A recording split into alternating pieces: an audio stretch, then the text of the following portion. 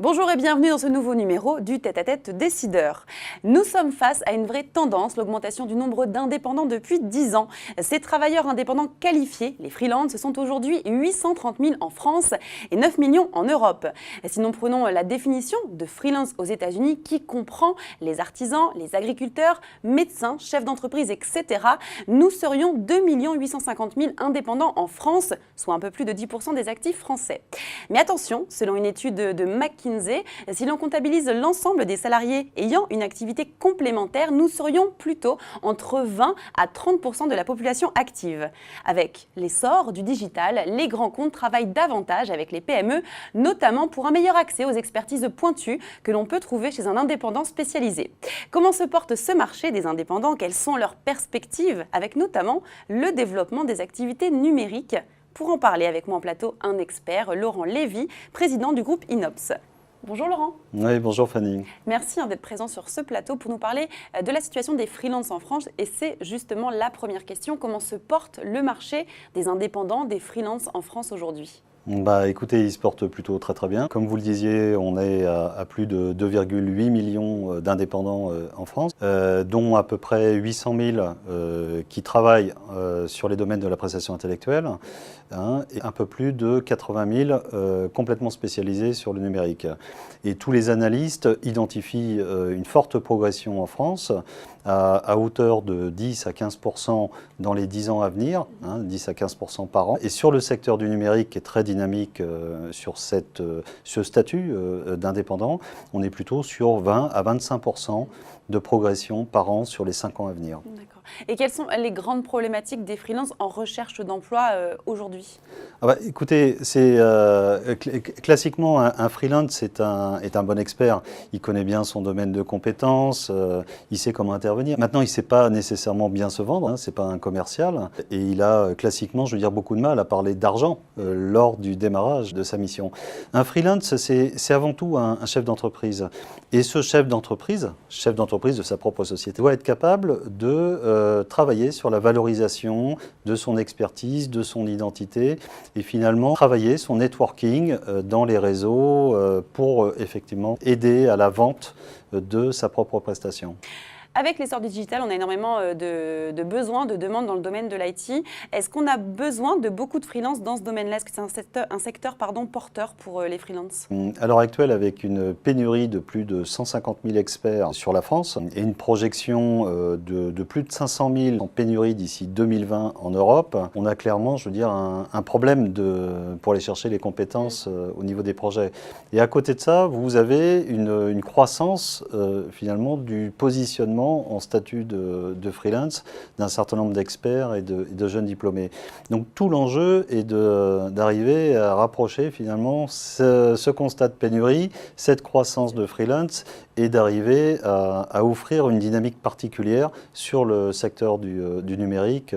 Donc on a des grands groupes qui travaillent avec plusieurs petites sociétés, avec plusieurs indépendants et qui se constituent une équipe comme ça d'experts autour d'elles? Ah oui, complètement. C'est ce qu'on appelle les collectifs freelance, dans notre jargon les pizza teams. Les pizza teams. Voilà, sympa. les pizza teams, qui permettent de réunir un collectif sur un domaine particulier. Alors classiquement, je veux dire, dans les domaines du développement, ce qu'on appelle les core teams, qui sont constitués d'un ensemble de compétences d'expertise, de développeurs, concepteurs, de use designers, et ainsi de suite, qui interviennent dans les projets des grands comptes. Vous avez lancé une plateforme innovante dédiée aux freelances et aux indépendants. Cette plateforme s'appelle XXE. Alors comment fonctionne cette plateforme et quels sont les avantages de passer par cette plateforme ? Alors, les plateformes d'indépendants, finalement, il y en a déjà. Oui, vous en avez à peu près, je veux dire, une trentaine en France. Des plateformes qui sont plutôt généralistes, d'autres qui sont très spécialisées. Mais finalement, l'ensemble de ces plateformes fonctionnent dans un mode identique, c'est-à-dire d'intermédiation. Et les freelances vont poster leur CV, leur profil, je veux dire, dans ces plateformes. Et ces plateformes interviennent comme un intermédiaire où le client va faire ses courses de la compétence qu'il souhaite et va payer des fees à cette plateforme. On est dans un cadre d'ubérisation. Voilà. Avec XXE, on a voulu construire autre chose et plutôt parler d'engager vers ce qu'on appelle la post-ubérisation, c'est-à-dire faire sauter tout intermédiaire dans la relation entre l'expert freelance et le client. Et finalement, offrir une relation totalement directe, sans aucune commission. Okay. Voilà, pour permettre de faciliter, de fluidifier l'intervention des experts freelance dans les entreprises. Et quels sont les retours que vous avez de la part de vos clients, des freelances et des entreprises qui passent aussi par votre plateforme? Pour le démontrer, je parlerai plutôt de chiffres. La plateforme a été lancée dans sa version opérationnelle depuis un peu plus de 9 mois. En 9 mois, c'est pratiquement, 15 000 experts avec plus de 2500, clients à ce jour. Donc il y a une très forte dynamique. Il y a un projet dans ce que j'appelais la post-ubérisation qui est plutôt bien compris par la communauté freelance. Vous avez lancé récemment aussi un nouveau service unique en France. Pouvez-vous nous en parler ? Oui, tout à fait. Alors, il s'agit du service Yellow Angel, qui a été lancé il y a quelques semaines, un service qui est rattaché à la plateforme XXE et qui permet de pouvoir rendre disponible des compétences qui ne le sont pas. Déjà, trouver le meilleur expert sur le marché, c'est déjà très compliqué. En plus de trouver le meilleur expert du marché qui est disponible, c'est carrément mission impossible. Voilà. Donc avec Yellow Angel, on a souhaité pouvoir offrir un service qui permette de faire intervenir ces meilleurs experts, facturés à la minute, voilà, et de les faire intervenir dans un délai extrêmement court, puisqu'ils sont pratiquement disponibles immédiatement, ceci au travers d'infrastructures techniques d'audioconférence et de visioconférence qui permettent cette facturation à la minute, cette intervention à la minute de ces meilleurs experts. Et quels sont vos autres projets?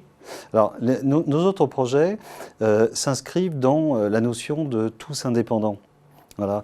Et pour reprendre finalement, le lancement de Yellow Angel, oui, dont je viens de vous parler, on estime que finalement, ce meilleur expert n'est pas nécessairement freelance à un moment donné. Il peut très bien, être salarié dans une entreprise et intervenir en tant que freelance 30 minutes par jour. Donc cette notion de tous indépendants, cette notion de slasher, on l'organise complètement, avec le lancement de Yellow Angel.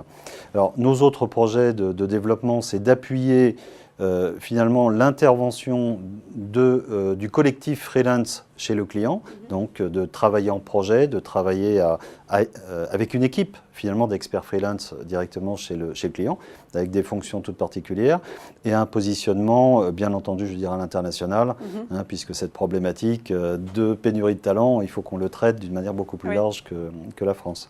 D'accord, eh bien merci beaucoup d'avoir été présent pour nous parler de ce marché des indépendants et de votre société. Merci à vous Fanny.